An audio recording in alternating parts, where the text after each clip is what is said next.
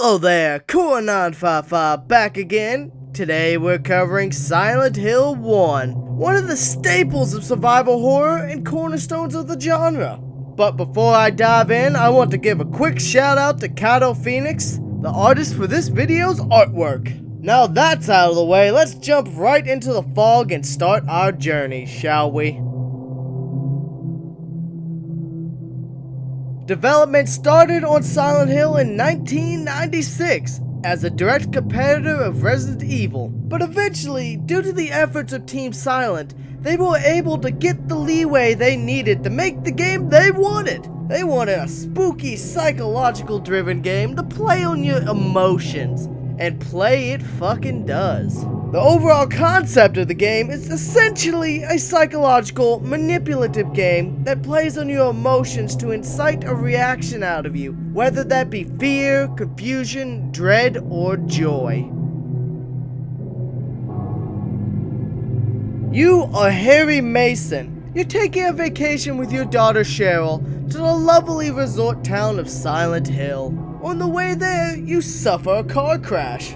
And when you wake up, Cheryl is missing. So you head off into the fog and snow looking for her. Assisting you on the journey is a cop from Brams named Sybil Bennett. With her help, you might just make it out alive. Just make sure not to shoot her in the back, will ya?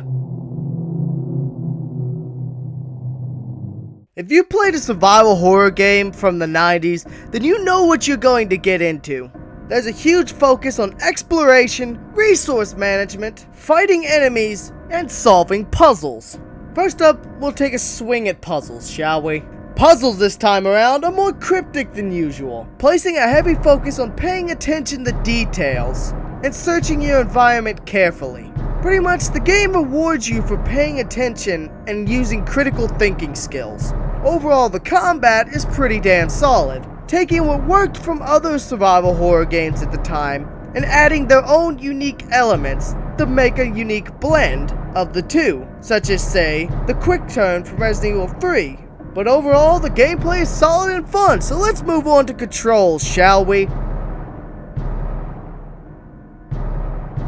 Whether you love them or hate them, this game uses tank controls.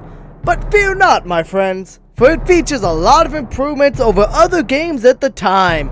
These improvements include a quick turn, a backstep back jump when those little shits try to grab your ankles, a rudimentary dodge system including a sidestep, and overall it's a nice polishing on the tank controls at the time and adding new features. Makes it play really well. The camera itself uses a mixture of fixed angles, third-person view, and a controllable camera, though it can be very wonky at times. Sometimes you'll walk out of a room and be ambushed by an enemy that you can't see simply because they're out of view, or the camera will be just somewhere off doing its own thing. But luckily, with just holding one button, you can fix it, which will make the camera look the direction your character is facing. Melee combat is also much improved over its competitors at the time. You got a rinky-dinky toothpick, a knife, they call in Resident Evil? Well, we got a knife, we got a pipe, we got a mace, an axe. There's a ton of different ways to beat people to death with. And they work pretty well, though you do need to take some time to learn the timings and the swings and such before you try it out on an enemy. At least that's what I recommend. Now let's put these skills to the test, beating the shit out of the enemies.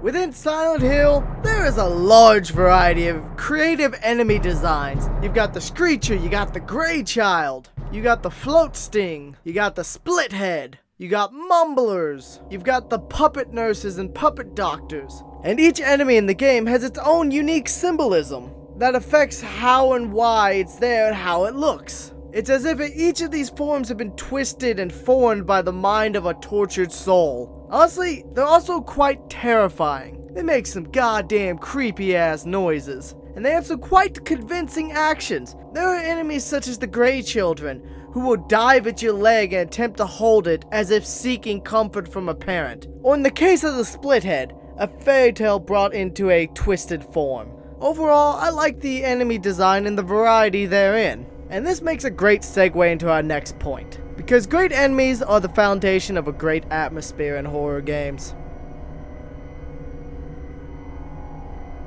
And so here we are to atmosphere, one of the strongest elements in this game.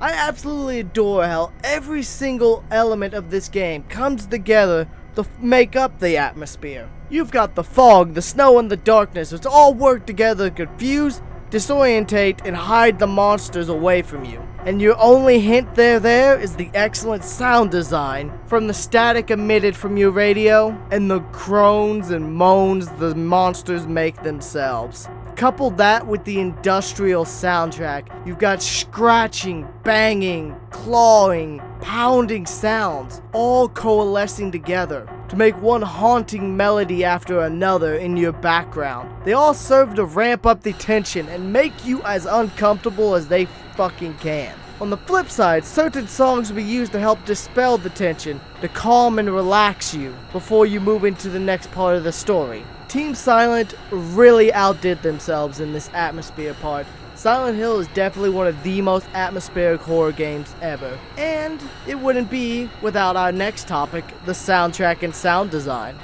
Let's move on. Here we are to the soundtrack. This is probably one of the biggest powerhouses of this game in my mind. The music is mostly industrial. By that I mean mostly clanging, banging, scraping, grinding. You know, like sounds you would hear in a factory or other industrial area. Each track builds upon itself, slowly including layer upon layer of noise, just building up and up and up to increase the tension. One of the best examples is the alleyway scene, and this will be shown in a track called Dead End.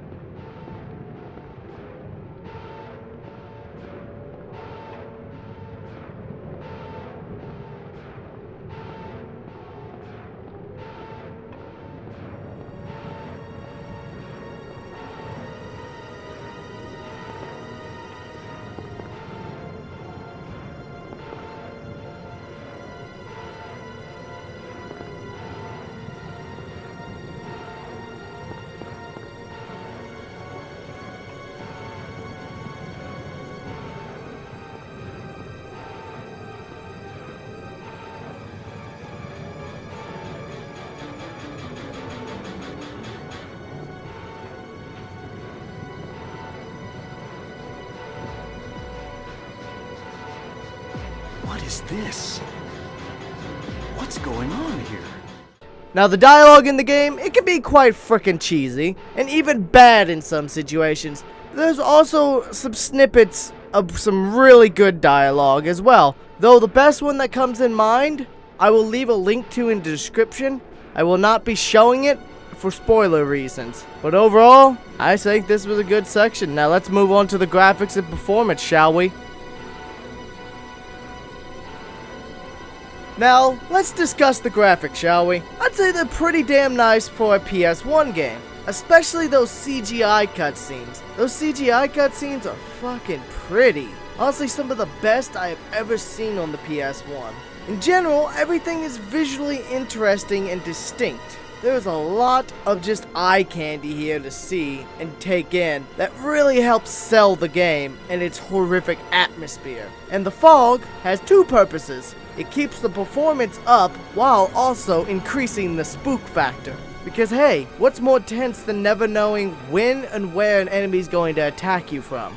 And hey, if you didn't know the fog was made to keep the game running smoothly, you probably would have thought it was just a purely stylistic choice. And now, we're going to head down, down, down into the downsides. Now this section is going to be short, mostly because the downsides are mostly subjective in this case, and they are more of an issue for players new to the genre, but veterans will know what they're in for in these sorts of games. The biggest true downside has to be the janky camera, just because how it'll sometimes just spaz out and look completely the wrong way when you exit a door and such. But you could fix this by just holding the L2 button. Now, the puzzles can be cryptic and confusing, especially if you aren't used to puzzle solving in horror games, though it's a staple of the genre. And the other one could be the dialogue could be considered genuinely bad or just awkward at times. Some things the characters say just seem very odd in the situation. You know something? Tell me. Stay back. Nothing is to be gained from floundering about at random. But having said that, let's move on to the last section, shall we? Overall, this is a game I highly recommend. This is, in my opinion, the pinnacle of survival horror in the 90s. It's highly atmospheric, with a killer soundtrack, diverse, varied enemies, smooth gameplay and controls, and the performance has no issues whatsoever. The only downsides could be the puzzles could be cryptic and strange, though you can accomplish them with a little bit of critical thinking. The camera could sometimes be at an awkward angle, but you can reposition it easy enough. And the dialogue could be awkward at times. Overall, it's still an excellent game with an interesting story that really makes you think. Everything in the game has symbolism. Now, thank you for watching. If you liked the video, then please support the content by giving me a like, sharing it with your friends, or just leave a comment letting me know what you thought of the video or the game. If you'd like to join the community, then check out the Discord below. And if you want to further support the content more than just giving it a like and a share, then hey, consider the Patreon. This has been Core955, signing off.